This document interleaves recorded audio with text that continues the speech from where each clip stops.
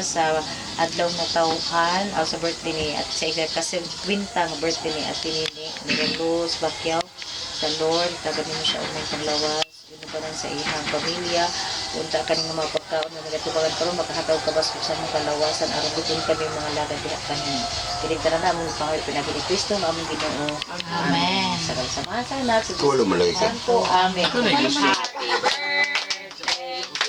you happy birthday to you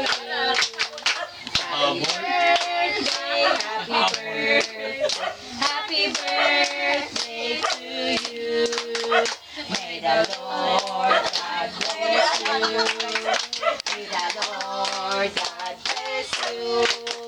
may the Lord God may the Lord God bless you happy birthday Ate Nini oh kanila be pang later